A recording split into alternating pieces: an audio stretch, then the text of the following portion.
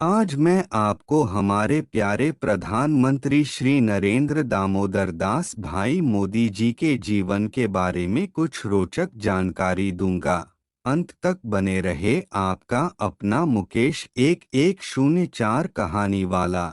नरेंद्र मोदी जी का पूरा नाम नरेंद्र दामोदर दास भाई मोदी जी हैं। उनका जन्म 17 सितंबर 1950 को एक बेहद मध्यम वर्गीय परिवार में बॉम्बे के एक छोटे मेहसाणा जिले के वडनगर ग्राम में एक मध्यम वर्गीय परिवार में हुआ। उनकी माता का नाम हीराबेन मोदी और पिता दामोदर दास मूलचंद मोदी था और मोदी जी अपने घर 6 बच्चों में तीसरे थे। माँ हीराबेन उन्हें प्यार से नरिया बुलाती थीं और दोस्तों के बीच वह एंडी के नाम से प्रिय थे।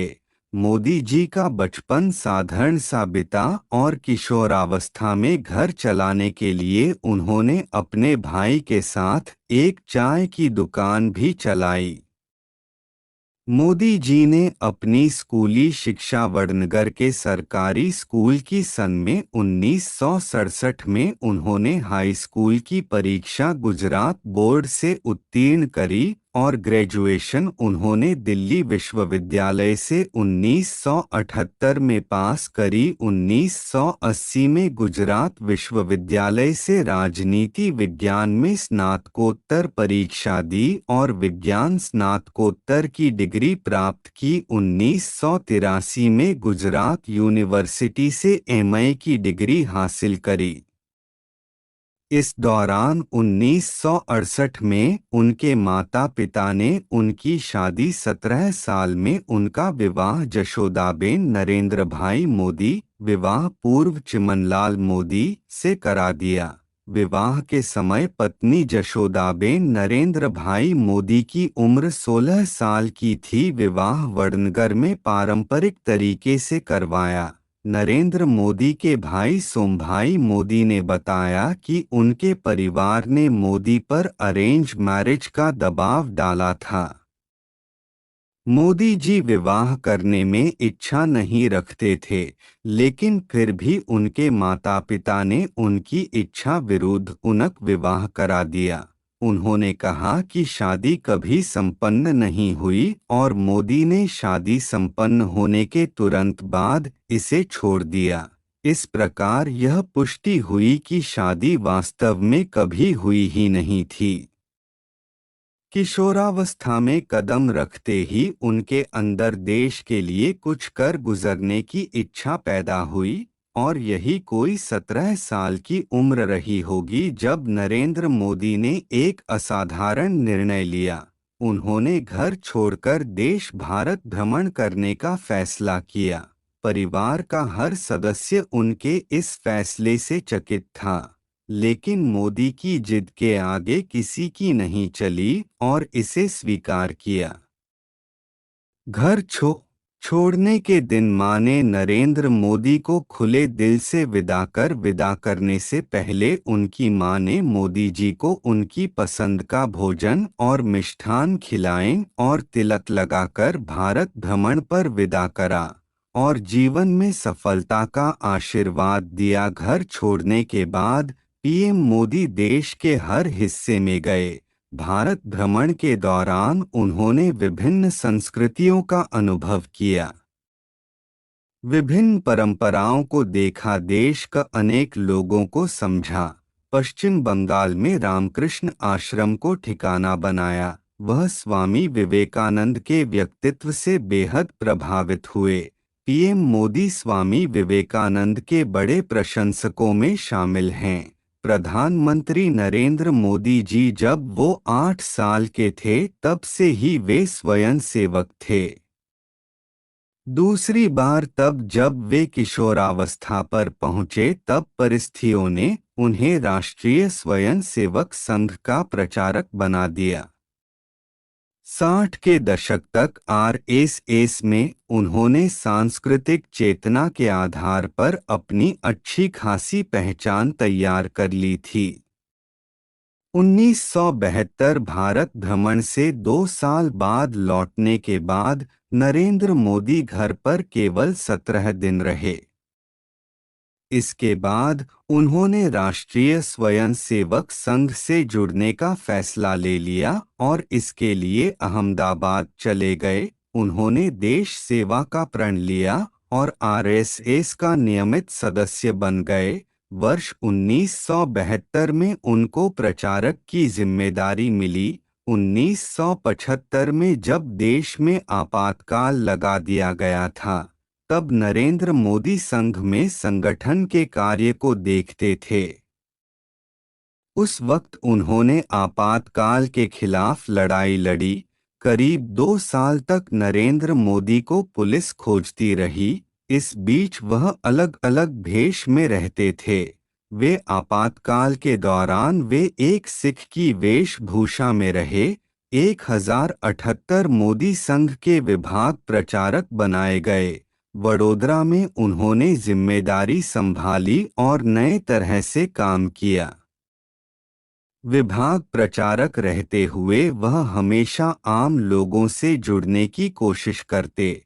हर किसी के सुख दुख में शामिल होने की छवि से लोग काफी प्रभावित थे। 1980 उनकी इस छवि को देखते संघ ने उन्हें संभाग प्रचारक बना दिया गया और वडोदरा के साथ दक्षिण गुजरात और सूरत की जिम्मेदारी भी दे दी गई।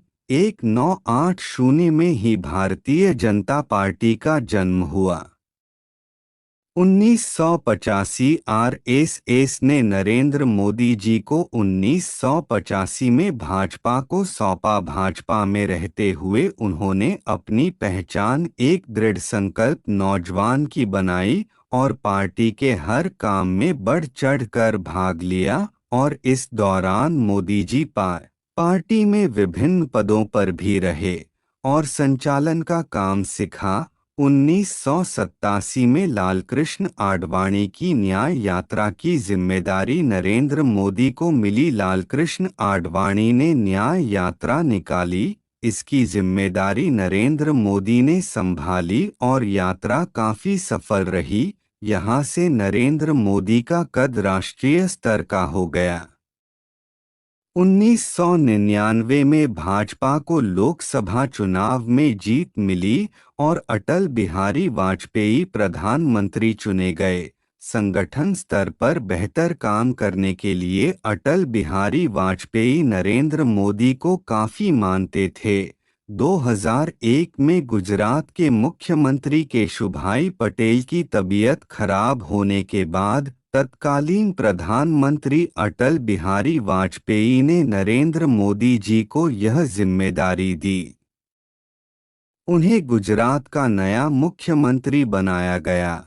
2002 में नरेंद्र मोदी की अगुवाई में भाजपा ने गुजरात विधानसभा में रिकॉर्ड जीत हासिल की। मोदी को दोबारा मुख्यमंत्री बनाया गया। 2007 में नरेंद्र मोदी ने तीसरी बार गुजरात के मुख्यमंत्री के तौर पर शपथ ली। इसके बाद 2012 में लगातार चौथी बार गुजरात के मुख्यमंत्री चुने गए। 9 जून 2013 को भाजपा के राष्ट्रीय अध्यक्ष राजनाथ सिंह ने 2014 लोकसभा चुनाव में सितंबर 2014 में मोदी को प्रधानमंत्री का आधिकारिक उम्मीदवार घोषित कर दिया गया। 16 मई 2014 को लोकसभा चुनाव में भाजपा को जबरदस्त जीत मिली। नरेंद्र मोदी ने सोशल मीडिया पर लिखा, भारत जीत गया। 20 मई 2014 को भाजपा संसदीय दल का नेता भी मोदी चुन लिए गए। नरेंद्र मोदी ने 26 मई 2014 को भारत के 15वें प्रधानमंत्री के तौर पर शपथ ली। इस दौरान 8 पड़ोसी देशों के राष्ट्राध्यक्ष भी शामिल हुए। इस तरह से नरेंद्र मोदी पीएम बने। इसके बाद साल 2019 को मोदी जी ने एक बार फिर 30 मई 2019 को मोदी जी ने भारत के 16वें प्रधानमंत्री की शपथ ली और एक बार फिर मोदी जी का जलवा बरकरार रहा और बीजेपी ने बीते आम चुनाव और भी ज्यादा सीटें जीतीं। नरेंद्र मोदी लगातार दूसरी बार प्रधानमंत्री बने। 2024 में प्रस्तावित लोकसभा आम चुनाव में भी हमारे मोदी जी इस बार 400 से ज्यादा लोकसभा सीटें जीतकर भाजपा की सरकार बनाएंगे और देश को नई ऊंचाई तक ले जाएंगे। ये हैं मेरे द्वारा इकट्ठा करी गई कुछ जानकारी हमारे आदरणीय प्रधानमंत्री श्री नरेंद्र दामोदर दास भाई मोदी जी की। आपको ज्ञानवर्धक लगी तो कृपया लाइक शेयर सब्सक्राइब। आपका अपना मुकेश 1104 कहानी वाला अंत तक बने रहने के लिए दिल से धन्यवाद।